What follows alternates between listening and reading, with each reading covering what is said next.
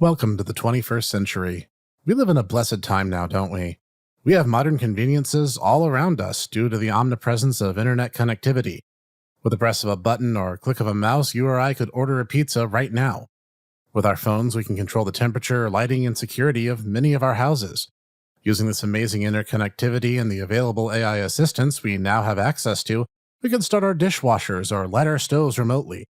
The sheer power of these devices we carry in our pockets every day open up limitless potential to us all. From them, we can check our bank accounts, send emails, keep in touch with friends and family, make calls, and even track our hobbies. Though there is an innate dark side to this rapid evolution of technology. Cybercrime, sometimes called e-crime, is on the rise as well, with cyberterrorism a stark reality and price of our modern and convenient world. Oh, I'm sorry, did you think I was talking about the real world? I was actually talking about how cool the PETs are in MegaMan Battle Network.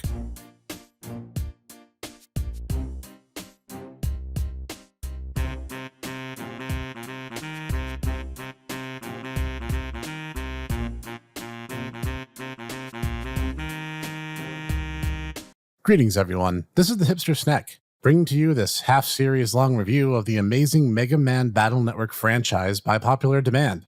And by popular, I mean one comment on one video, but I thought it was a really good idea, so we're doing it anyway. So thanks, Ken Legend. And to answer your question, yes, we'll be looking at the 6 mainline Battle Network titles. To avoid complete oversaturation, I'm going to skip the spin-offs and such and focus on the 6 numbered games. Mostly because this lets me skip out on Battle Chip Challenge, but also so that it doesn't get too samey review to review. And for the last question, Star Force might happen someday down the line, but don't hold your breath for Legends. Alright, let's jack in and get underway. For this first video, seeing as how the gameplay is extremely consistent throughout and they share most in terms of plot points, we're going to cover the first half of the series, MegaMan Battle Networks 1, 2, and 3. In the futuristic year of 2000X, well, that didn't age great, seeing as how the first game is now roughly 20 years old. Anyway, in the year of 2000XX, we are introduced to Hikari, and his Netscape navigator, MegaMan.exe, in AC/DC Town. There, we meet Lan's friends, Mail, Dex, and Yai, and their respective navies Roll, Gutsman, and Glide. If it helps you remember them, Roll doesn't do anything but give us a strong chip. Gutsman appears in every game and would be amazing if he were operated by literally anyone else in the world other than Dex, and Glide might as well not be in the game at all as he does nothing over the course of the entire franchise. That's not even a joke, he has no battle sprites outside of Battle Chip Challenge. In this world, everything is online, ranging from the expected like computers and cell phone-like smart devices called PETs, or personal terminals, all the way to chalkboards, which only retain their name in a vestigial way, and dishwashers, which get eerily close to real life in their presentation. Unfortunately, that invites the cartoonishly supervillainous criminal organization called WWW, called World 3 in the anime, but I have no idea where they got that name from, to rise up in pursuit of 4 super rare super programs, the first of which comes almost immediately from Lan's family oven. If you're already tired of tech puns and silly plot points, I can no longer help you. But as my good buddy Ditaku put it best, MegaMan Battle Network is the reverse of the Fate franchise. For every one silly or wrong thing they did, they still managed to get 2 or 3 correct. The game's primary theme is the interaction of the physical and digital worlds, Lan being the playable character in the meat space side of things and MegaMan moving around when jacked into a system, the internet effectively acting as one long super dungeon, and individual servers being one-room zones that often contain useful items. Another cool thing is how the real and cyber worlds end up interacting, like the first mission of the game is Lan's oven being hacked and catching fire. When Lan uses a water gun to help douse the flames, fire on MegaMan's side also died down a bit. Yes, this is completely silly and it makes no sense at all, but it maintains the duality so well that it comes off as charming. And since the first game is among the shortest, it doesn't even overstay its welcome. And since they share them in common, let's talk about the graphics. Honestly, these games look great. Even though 2 and 3 look superficially like they are straight copy-paste jobs, they're actually a bit more robust than you might even expect. Each installment polishes up the sprite work and animations, and the entire time, it still looks great right from the start. The new set of designs are all fantastic, using an anime style familiar to MegaMan as a whole, but with some elements all Battle Network's own. There's a strong consistency between characters who occupy the real world and those that comprise the cyber world. And while the series would undergo graphical overhauls later on, and this may just be me being change-averse, I think this aesthetic is the strongest and overall best the franchise gets. By Battle Network 2, you'll notice that Land's sprite for looking at his PET to speak to MegaMan is further refined, so that he casually gesticulates with his offhand in a new animation loop, or how the blinking animations for the portrait is smoother than it is in the first. Little details like that go a long way in improving the overall quality while keeping the games very tightly consistent thematically and mechanically. As for the music, I shouldn't even need to explain that a mainline Capcom game has fantastic music. The series really emphasizes a strong rock techno fusion for a soundtrack, which should come as no surprise to anyone. The heroic theme in particular, Proof of Courage, is one of the favorite songs of the franchise and also the one I most closely identify as coming from it. Several songs, like the AC/DC Town theme, are updated and remixed in each sequel too, which is a very nice touch, resulting in both the map and map theme themselves maintaining continuity throughout the first 3 games. Other stage themes, like the dungeons that precede Quickman or Numberman, stand out as excellent stage themes. Basically, all the music is awesome. That's really all I have to say on the matter. The primary genre of Battle Network is something like action, RPG, card collector, deck builder with elements of adventure, edutainment, and puzzle games peppered in throughout. Yeah, that's not muddy at all. Getting more specific, it's a deck battle game with light RPG elements, and it's even simpler than that in its execution. You'll swap between overworld and combat segments like a traditional RPG, all the while solving puzzles and activating mechanisms on the overworld and enter battle to a 3x6 set of platforms divided in half by color. You move over the red side and the enemy controls the blue. Each turn occurs when a set amount of time has passed. I confess I've never bothered to time how long the custom gauge actually takes to fill, whereupon you will send battle chips to MegaMan given all the time you need to make your decisions. And here's where a huge amount of strategy lies. You can send chips that are either the same type or share their same letter code. If you select Cannon A, you could then proceed to select Cannons B and C, or you could instead choose a Recovery 10A, for example. This alone hugely influences how you build your deck over the course of the game. Do you make it so you only have 1 or 2 letter codes in your deck at the expense of flexibility, or do you do like me, idiot drool dispenser that I am, and just shove whatever in there and use only 1 or 2 chips per turn? Once you close the custom menu, you can freely move, use your buster, and activate your chips, which is the thrust of combat as a whole. There's also chip combinations that, when slotted in certain orders, can create special abilities called program advances. And some of these do change as the series goes on. For example, the sword, wide sword, long sword PA goes from being 2 uses of each to becoming a huge 2x3 slash called the life sword, so yeah. And the early game hinges on these a lot. And the game also uses a simple elemental wheel. Water beating fire, fire beating wood, wood beating elec, and elec beating water. This also gives rise to the armors, a system found only in the very first title of the series. Elemental equipment that halves 3 elemental damage and takes double damage from one of them. Spoiler alert, get the fire armor as fast as you can, and literally nothing in the game can meaningfully exploit water as a weakness except for an optional fight. This kind of breaks the game's balance wide open, as nothing will be meaningful threat after that point because you've already beaten Iceman at that point. But Battle Network the First was extremely experimental, since really cool designs for not only the titular character, but also some really cool ones for navis like Stone Man, Guts Man, and the obscure pick of Magic Man. Fun fact of the paragraph, Magic Man's operator looks like an estranged alternate costume for Dulcim and is named Yahoot. No lie, it's all too glorious to comprehend. Alright, and now we're getting into Battle Network 2. And as said, a lot of stuff does stay the same, but the sheer amount of polish and quality of life improvements are simply out of this world.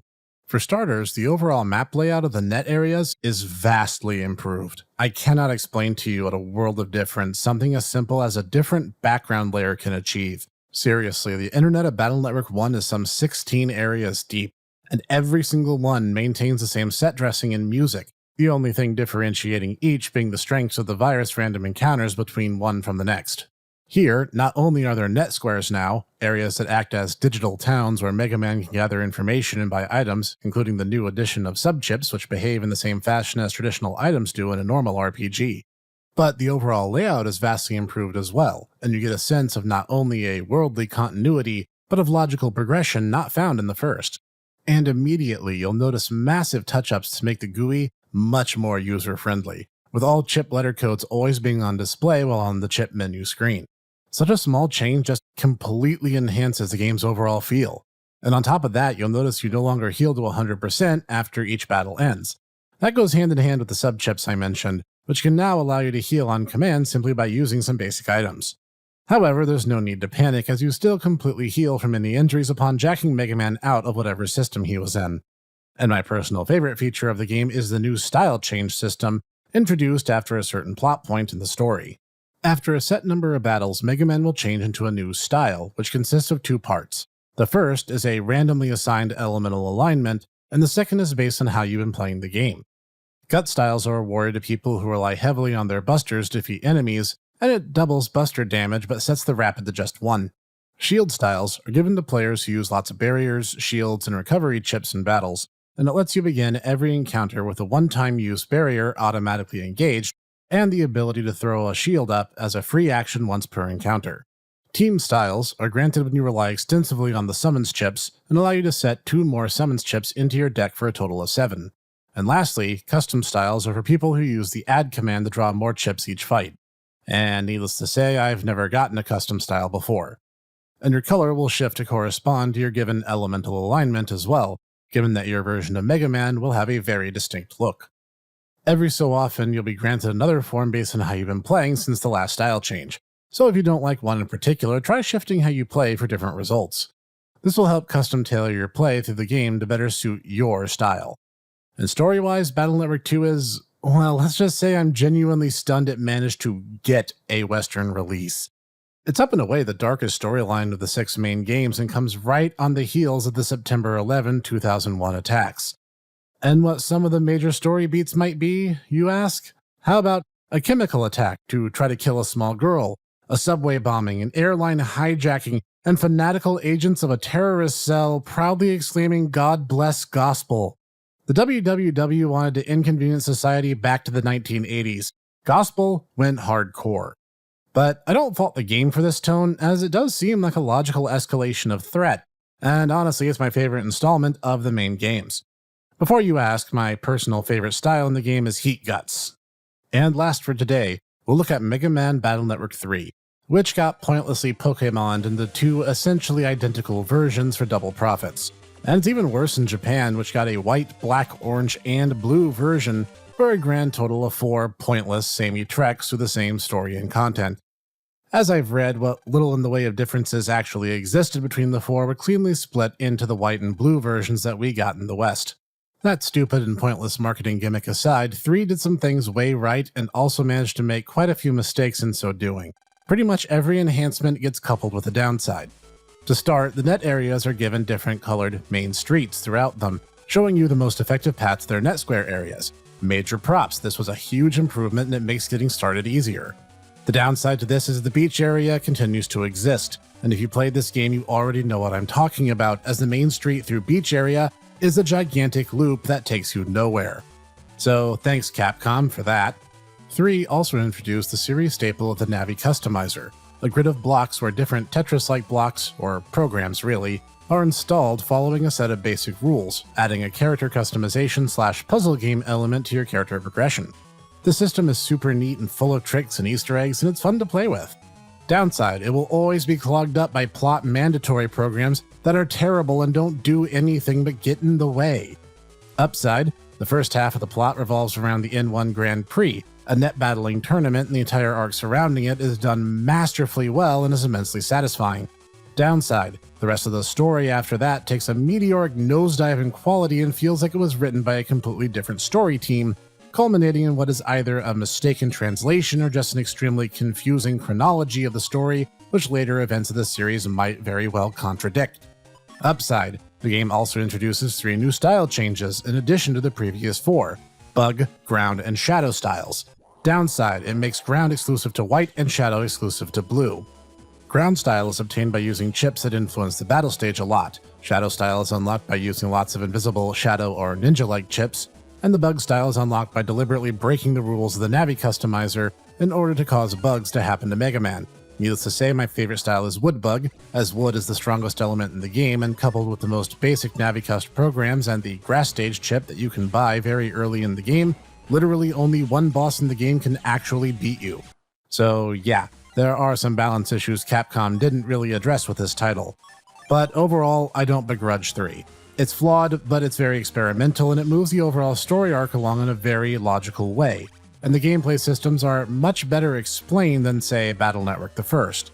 I think it's pretty good, but it's not the enormous improvement over 2, the way 2 was over 1, if that makes any sense. Were I to issue complaint with these 3 games, it's mostly the fact that there's no New Game Plus mode, and instead the post-credits content is primarily a boring, tedious slog to try to collect every last chip in the game for a boss encounter that feels fanfiction-ish in its scope and isn't even canon to the mainline story. And each game does tend to have a leg in them that can be much more frustrating than the areas that surround them, like the World 3 area Battle Network 1, which is a prolonged fetch quest, Freeze Man scenario in 2, and literally everything to do with Mamoru in 3. These areas are minor dips in quality found within games that are, by and large, absolutely fantastic. I love these games every bit as much today as I did when I first got to enjoy them back in the early aughts, and they still stand up. I hope that Capcom's penchant for collecting the Mega Man games into updated bundles with new graphics and translation fixes may well be the fate the Battle Network games get someday, but time will tell. This has been the Snek, bringing to light a once loved and now seemingly forgotten series of games. Did you play these back in the day too? Which one was your favorite? And don't worry, I'll cover more of this franchise in the future, so be sure to leave a like to let me know if you enjoyed today's episode. And for more like this each week, including obscure reviews, Snek Tech, and the new home of the Tomodachi Bros podcast mirror, you can tap the subscribe and bell icons to make sure that you'll never miss a one. And come back each week for more just like this, and I will see you there.